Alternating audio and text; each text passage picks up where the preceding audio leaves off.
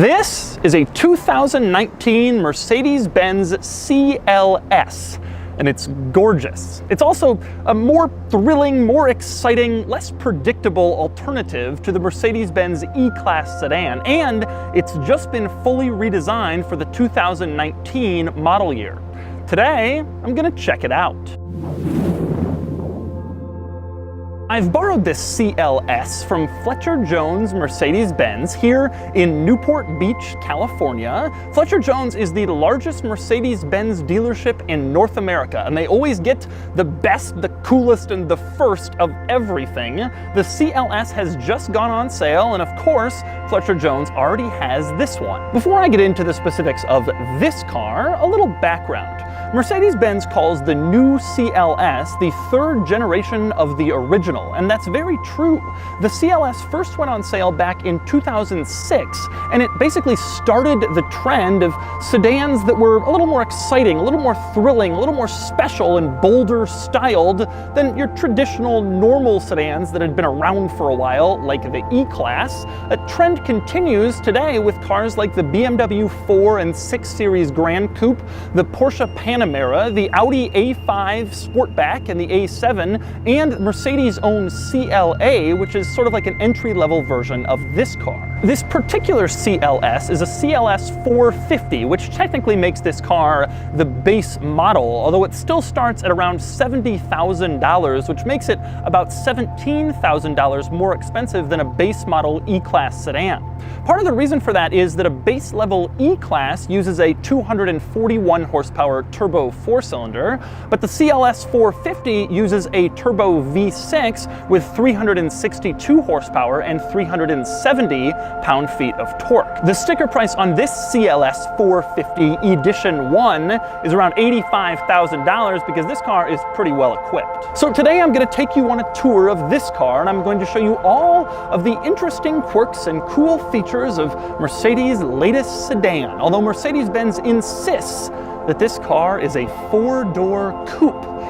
Whatever. Anyway, then I'm going to get it out on the road and drive it, and then I'm going to give it a Doug score. And for more of my thoughts on the new CLS, click the link below to visit autotrader.com/oversteer, where I've also rounded up a list of the best preserved 1990s Mercedes models currently listed for sale on AutoTrader.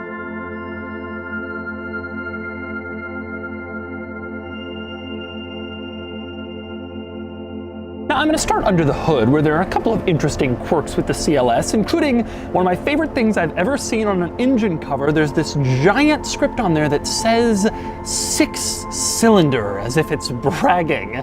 Now that may be bragging for some cars, but from a company that makes several 12-cylinder vehicles, printing 6-cylinder on there like a big advertisement for this engine is kind of hilarious to see. It would probably be better if they hadn't put anything on there at all. One other interesting item under the hood, you can see there's a little spot where you can access the positive battery terminal, but rather than some flimsy plastic piece you have to pull off, or rather than an exposed terminal, it's this little plastic slidey thing. You slide it and then you have access. Never seen that before, but kind of interesting. Our next interesting item is up front and has to do with the badging in the front of the car. A couple of interesting things about that badging. One is the fact that if you look closely at the Mercedes-Benz badge, you'll notice that it doesn't have sort of the ridges that a traditional Mercedes-Benz badge has. That's because Mercedes integrates the radar system for the cruise control into the badge. Now the downside is you don't get the traditional badge, but the upside is you don't have some ugly radar cruise module right here.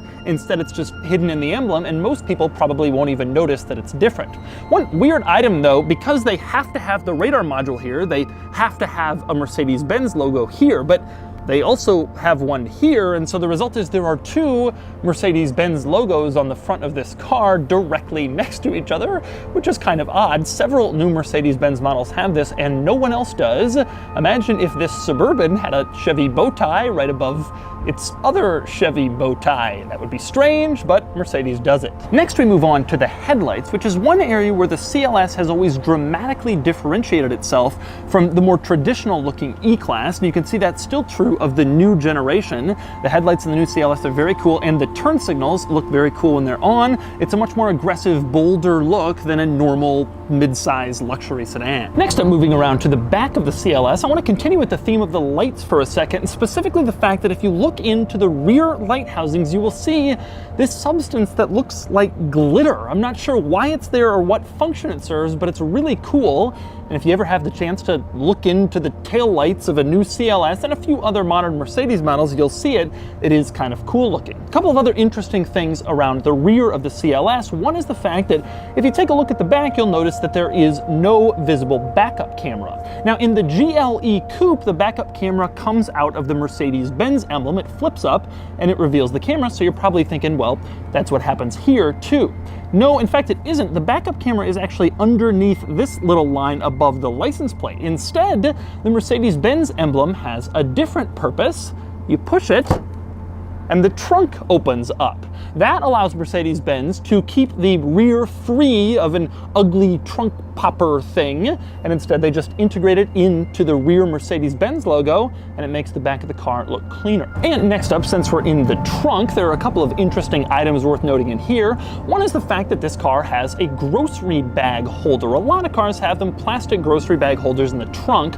The strange thing about this car is it has a fabric loop in order to pull down the plastic grocery bag holder. Why not just have the plastic grocery bag holder? Do you really need to spend the money on that fabric loop? One other interesting item back here in the trunk, there are these little plastic latches at the top of the trunk.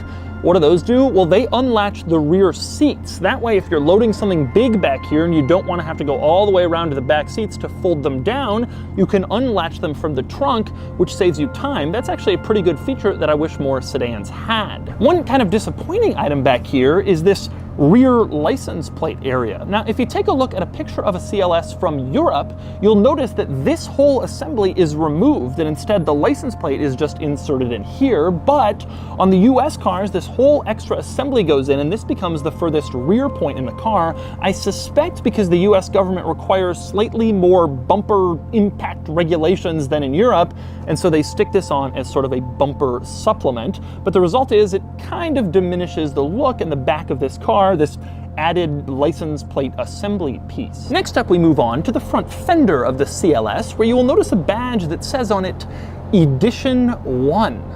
So what exactly does this mean? Well, on some Mercedes-Benz models, when they first come out, Mercedes-Benz releases an Edition 1 to commemorate that it's like the first of that particular model. And so this is an Edition 1 version of the new CLS. You will also see that same badge printed on the floor mat and in my personal favorite spot on the lid for the center console, so you can tell your passengers, yeah, I got an Edition 1. And they'll be like, what is that? Now, the Edition 1 package for this car is a $6,000 option, and most of the stuff is cosmetic. It does make the car look nicer, but I will say it includes a gorgeous seating package that includes this brown trim on these perforated black leather seats. Absolutely beautiful, but really it's just a way to make a fully optioned version of a new model, since people who buy the new model right when it comes out are generally more likely to spend a little bit more in order to have the first one. Next up, we move on to the interior of the new CLS, where there are quite a few interesting quirks and features. I'm going to start in the center console. I love how the center console in this car opens. You push one button and then both flaps of the center console open together at the same time, like the Secret Service opening a double door for the president.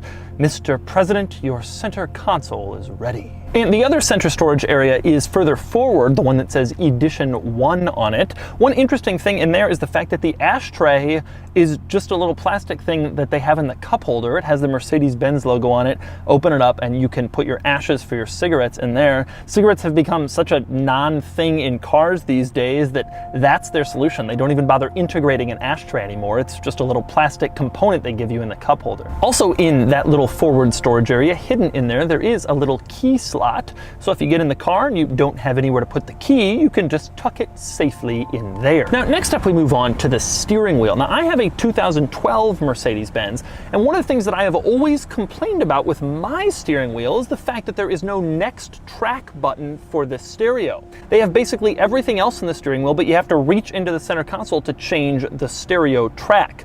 Now, this car uses the next generation of Mercedes-Benz steering wheel, so I figured they will finally integrate a next track button, but guess what? They haven't. This steering wheel has 14 buttons, 2 track pads, and a dial, and it still doesn't give you the option to quickly change the stereo track from the steering wheel, and it is just ridiculous in my opinion. Now, you may be wondering, what exactly is a track pad on a steering wheel? Well, it's actually kind of interesting. The one over on the left, you just move it with your thumb, and then you can see it scrolls through various different items in your center gauge cluster screen display. You can check out your car's mileage, your speed, your eco-ness, basically a few different vehicle displays, and that's what that trackpad is for. One interesting item with that trackpad, you can also move it over to the right, and then it highlights the dial on the right in blue, and then you can scroll through various different displays there. You can see, for example, the navigation map. You can see, again, your eco-ness. You can also see your G-forces and of course the standard tachometer as well. So the gauge cluster is very configurable. And frankly, that's the main benefit of having the gauge cluster be a screen. A lot of people are like, well, I like traditional gauges. Yeah, but in this car, you can program it to whatever your preference is. If you want to see traditional gauges, you can do that. But if you want the navigation map there instead, you can do that too. And if you want to see your G-forces, that's possible also.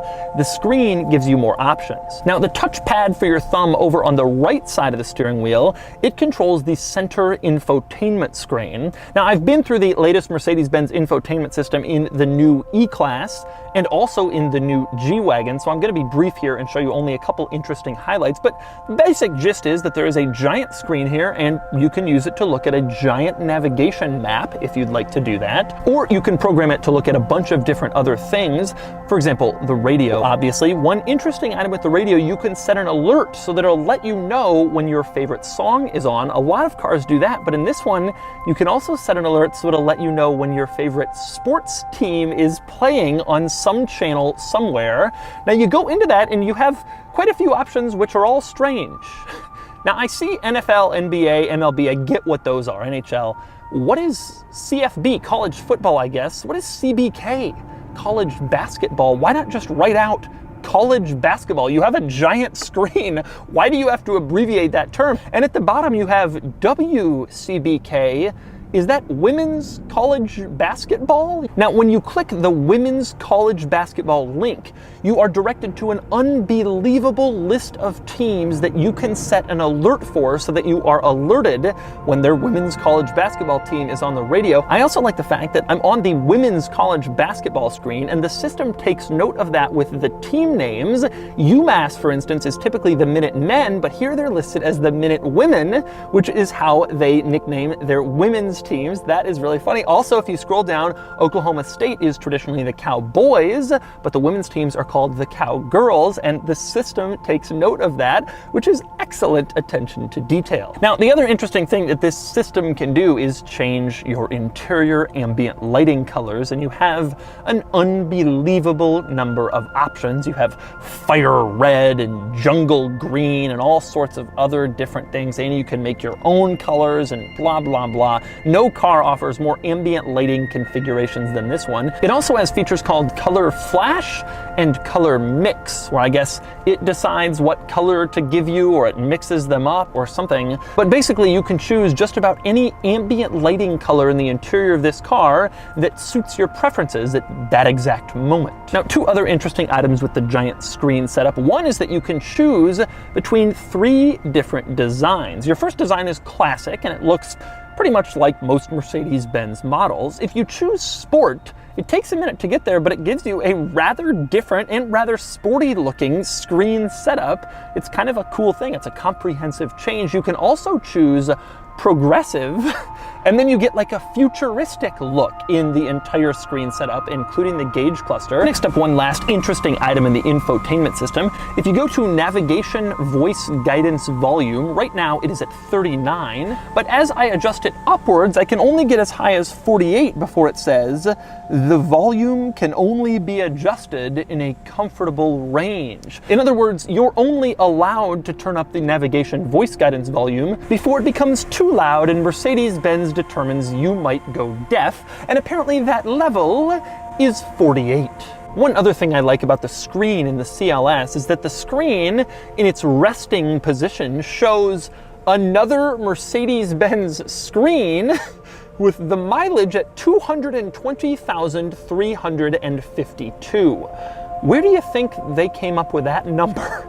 What a random group of numbers to put together on your screen showing a screen. Next up, we move on to the rear of the CLS, where there are a couple of interesting items worth noting. One is the fact that the CLS now seats 5 people. There are 3 seats in the back. They made this change a few years ago. When the CLS first came out back in 2006, there was an uproar. You pay more than an E-Class, but you get a better looking car, but it's less practical. It doesn't make sense. Well, now you pay more than an E-Class, you get a better looking car, and it has the same practicality, at least in terms of seating capacity. Now, with that said, I wouldn't necessarily want to be the person in the middle seat. It is clearly the afterthought seat. It doesn't have the beautiful perforated leather and the brown trim, and your feet will have to sort of straddle right here, this middle center tunnel. It isn't exactly the most comfortable spot, but it's there if you need to carry around 3 rear seat passengers in a pinch. 2 other interesting items in the back of the CLS. One is the fact that there are 3 different types of outlets back here, one of each. You have a cigarette lighter outlet, a USB outlet, and then a standard household style power outlet for all of your rear seat power needs. I also like at the back of the center console here, you have these climate vents that you can move around, and their range of motion is incredible. You can point them directly at the ceiling. I don't know why Mercedes decided to allow that range of motion, but if you want to keep the ceiling cool or warm, you can do that in the CLS. As for rear seat room, it's not so bad. Despite this car's coupe roofline, I fit okay back here, both in terms of legroom and headroom, and I would be happy back here for a long drive, not something I can say with 2-door coupe models. And so that's a tour of the new CLS. Now it's time to get it out on the road and see how it drives. All right, driving the new CLS. Now I really like the look of this car, and frankly I have since the beginning. The early CLS models look very outdated now, but I swear at the time it was the coolest thing on the road.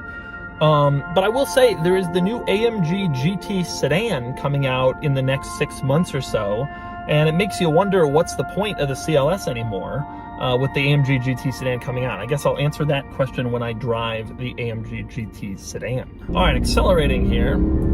Acceleration is good, real strong actually. For the base model, it's especially good, and when you look at this car and you think $85,000 for the base model, that's big money, even if it's an Edition 1. You know, you better have some performance to back that up. Well, I'm happy to report that it does. Acceleration is not only good, but it also kicks down very quickly. And one thing I really like is it's very responsive, which isn't always true of V6s. In the age of turbocharging, a lot of these V6s on paper have the same numbers as V8s from the past, but when you actually drive them, they just don't feel as responsive. This is one of the few that I feel like it actually does feel not quite as responsive as a V8 with a lot of low torque, but not as far off as you might think. Automakers are getting to that point where they can replicate the experience of a V8 and still get excellent fuel economy. The ride of this car is very, very smooth. It is not as athletic as my E63, but the driving experience, the ride, is so much nicer. This car is very quiet, very composed. Despite its appearance, they haven't shedded so much luxury that the car becomes untenable. It looks like a really cool, angry, thrilling car, but actually it still drives like a fairly, nice, comfortable car like an E-Class. Now, I will say, I do think this segment is kind of dying. SUVs are the new thing. This was a really hot segment 12 years ago when this car came out, but now there's even coupe SUVs, and the traditional sedan and the coupe sedan, they're just not what they once were. But a lot of people still want their cars, and this is a great one. And I've driven the new E-Class.